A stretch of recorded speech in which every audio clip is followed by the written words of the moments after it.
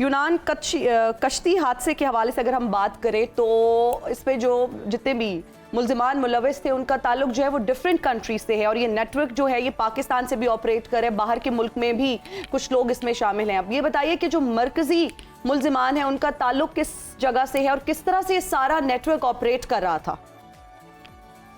जी बिस्मिल्लाहिर्रहमानिर्रहीम, शुक्रिया आपने ये मौका दिया मुझे। सबसे पहले तो मैं ज़रूर ये कहूँगा कि इंतहाई अफसोसनाक हादसा है और अब जब आपने जो ये सवाल कर रही हैं उस हवाले से ये है कि ये नेटवर्क इसमें ज़्यादातर हमारा जो बेसिक है वो पाकिस्तानी मौजूद है। यहाँ पर उनके सब एजेंट्स हैं इधर पाकिस्तान में, और एक उनका जो पार्ट एजेंट्स हैं वो लीबिया में और इटली में हैं। तो यहाँ से ये इधर से बुक करते हैं लड़कों को, यहाँ से बाय एयर या बाय लैंड रूट भी लेकर जाते हैं आगे लीबिया, और लीबिया से फिर कश्ती के जरिए उनको इटली में मुंतकिल किया जाता है। तो ये पूरा नेटवर्क है, बेसिकली ये पाकिस्तानी है। उधर वहाँ पर लोकल लेवल पर उन्होंने जरूर सपोर्ट हासिल की हुई है, जो वहाँ पर जो इंटरनेशनल भी बाकी लोग भी होंगे, लेकिन है एक्चुअली सारा पाकिस्तानी नेटवर्क। पाकिस्तान में जो अब तक की कार्रवाइयाँ हैं विक साहब, उस हवाले से बताइए, कितने लोगों को गिरफ्तार किया गया, कहाँ कहाँ ऑपरेशन किए गए? जी बिल्कुल, जैसे कि आपने कहा इसमें बहुत सारे लोग आज़ाद कश्मीर के भी थे। तो आज़ाद कश्मीर के अलावा जो हमारे चूँकि ज़्यादा इसका ये फोकस रहा है, हमारा एरिया जो है ना गुजरांवाला, गुजरात, मंडी बहाउद्दीन, सियालकोट, हाफजाबाद, ये एरियाज इनके मेन जो जाने वाले लोगों के हैं। तो इसमें तकरीबन हमने अब तक 53 FIRs इन एरियाज में दे चुकी हैं अब आज़ाद कश्मीर के अलावा, और 17 जो मेन एजेंट्स हैं उनको हम गिरफ्तार कर चुके हैं। जी अच्छा विर्क साहब, ये जितने भी इंसानी स्मगलर्स हैं ये पूरे पाकिस्तान में काम करते हैं, जिसका इल्म जो है ये सबको है, और मुख्तलिफ औकात में इंसानी स्मगलिंग में मुलविस भी होते हैं। कई शख्स जो है इसमें गिरफ्तार भी हो जाते हैं। लेकिन अगर हम इम्प्लीमेंटेशन की बात करें, प्रैक्टिकलिटी की बात करें, गिरफ्तार होने के बाद उनको रहा कर दिया जाता है। क्या इनके पीछे कोई बहुत बड़ा हाथ होता है? इनका नेटवर्क बहुत स्ट्रांग होता है? कोई कानूनी कार्रवाई क्यों नहीं की जाती? देखिए, इसमें बहुत सारे मसाइल हैं जिसमें ज़रूर जिक्र करना चाहूँगा जो हमें फेस करने पड़ते हैं। ख़ास तौर पर इस सारे इशू में मैं आपको ज़रूर बताऊं कि कुछ ऐसे फैमिली से जब इनसे हमने रब्ता किया कि आपका बच्चा गया था, तो उन्होंने कहा जी कि हम FIR नहीं कराना चाहते, हम एक अपना दूसरे बच्चे को उसकी जगह भिजवाना चाहते हैं। तो ये भी आपको देखना होगा। साथ साथ बहुत सारे जब हमने ये जितने एजेंट्स हैं जब गिरफ्तार होते हैं तो हम इनको जेल भेजते हैं, तो उसके बाद भी कई दफा उनकी आपस में सुलह हो जाती है मुद्दई के साथ, जो विक्टिम का वालिद है या जो भी उनके है, तो वो जाकर बयान दे देते हैं कोर्ट में कि जी हम हमारा ये मुल्ज़िम नहीं है या इसको बेल दे दी जाए तो हमें कोई इतराज़ नहीं है। तो ये बहुत सारे इश्यूज हैं जिसमें मैं जरूर जिक्र करूंगा कि मीडिया की और बाकी हमें कम्युनिटी और सिविल सोसाइटी की जरूरत है। इनको प्रोजेक्ट किया जाए कि आपका बच्चा किस तकलीफ से गुजरा है, और हम अभी ये भी कोशिश कर रहे हैं कि जो सर्वाइवर्स हैं हमारे, जो 12 इसमें बच गए हैं पाकिस्तानी, और जो विक्टिम की फैमिलीज हैं उनको उनकी स्टोरीज को भी प्रोजेक्ट किया जाए ताकि लोगों को पता चले कि ये कैसे उनकी फैमिलीज पर क्या गुजरी है। जो सर्वाइवर है, जो 12 लोग हैं, वो बताएं कि किस तरह किस गैर इंसानी हालात में उन्होंने वो सारा गुजारा किया और किस तरह लीबिया में ले जाकर वहां पर एजेंट्स उनके साथ जुल्म करते हैं। ये सारी चीजों को हाईलाइट किया जाएगा तभी इसको हम तदारक कर सकते हैं। इस हवाले से भी कर रहे हैं कुछ आप, FIA भी इसमें कंट्रीब्यूट कर रहे हैं उनकी सारी स्टोरीज को प्रोजेक्ट करने में?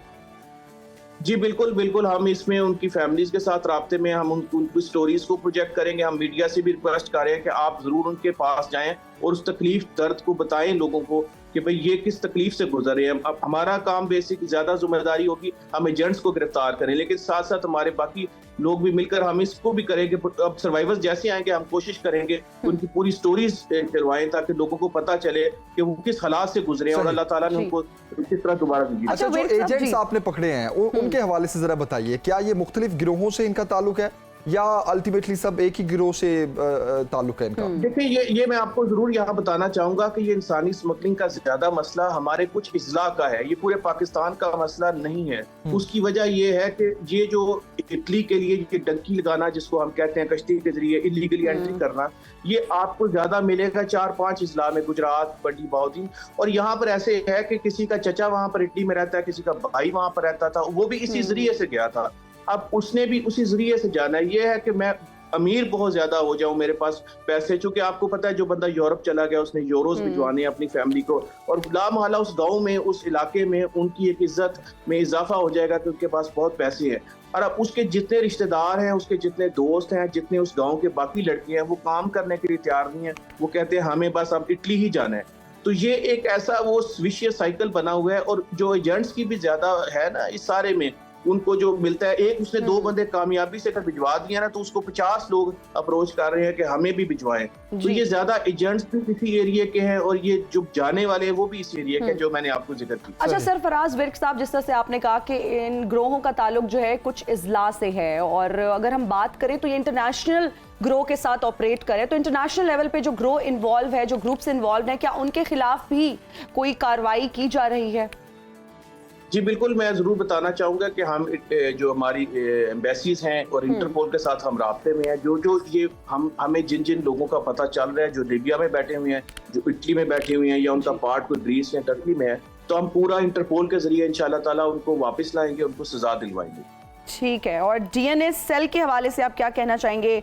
लवाहिकीन आपसे क्या राब्ता कर रहे हैं? जी बिल्कुल, हमारे साथ जो हमारा रीजन है जिसमें मतलब एक्सेप्ट आज़ाद कश्मीर, इसमें हमारे पास 174 फैमिलीज का हमने राब्ता हो गया है। उनमें से 167 का हमने डीएनए करवा लिया है और बाकियों की फैमिली का भी डीएनए करवा रहे हैं। और जिस तरह से सरफराज विर्क साहब आपने कहा कि हम चाहेंगे कि फैमिलीज आएँ ताकि वो अपने दर्द, अपनी तकलीफ जो है वो बयान कर सकें, जो लोग बच गए हैं, जो सर्वाइवर्स हैं इस हादसे में, तो क्या फैमिलीज रिलक्टेंट हैं या फिर वो आना चाहती हैं और अपनी कहानियां बयान करना चाहती हैं? आपकी तो बात हुई होगी, I am sure.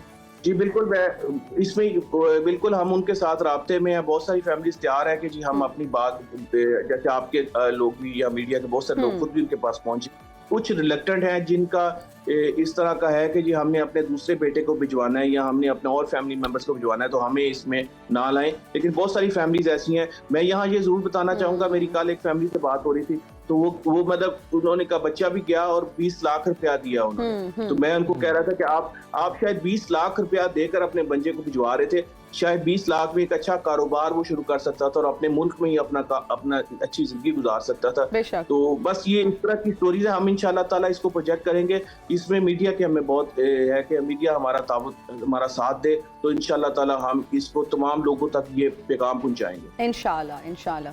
Thank you so much Sarfaraz Virk साहब, आपका बहुत शुक्रिया और आपने हमें तफसील से आगाह किया। जमील, जो पूरी डिस्कशन में एक तकलीफ दे बात ये थी कि सरफराज विर्क साहब ने जिस तरह से मेंशन किया कि फैमिली से बात हुई और कहा यह गया कि अपनी कहानियां आप आए, मीडिया पर आए, प्रोजेक्ट करें और बताएं अपनी तकलीफ के बारे में। तो उनका ये कहना था कि हमारे दूसरे बच्चे ने अभी जाना है, अभी हम इस हवाले से बात नहीं कर सकते। इतना बड़ा ये सानिया है, इतना मुझे लगता है तकलीफ दे चीज़ है। जब हम बताते भी हैं तो बताते हुए भी इवन तकलीफ होती है, लेकिन ऐसी फैमिलीज जो इस पूरे सिनेरियो से गुजर चुकी हैं, उनका ये अभी कुछ फैमिलीज का कहना है कि हमारे बाकी बच्चों ने जाना है। देखिए, उनका फोकस ये है कि घर में से कोई ना कोई बाहर चला जाए। उनका फोकस ये है बेसिकली कि अगर एक नहीं जा सका तो दूसरा चला जाए, हमें दोबारा पैसे ना खर्चने पड़े। तो लेकिन अल्टीमेटली जो लोगों की सोच है उसको बदलने की जरूरत है। क्योंकि अगर आपने बाहर जाना ही है तो लीगल वेज अपनाते हुए जाएं।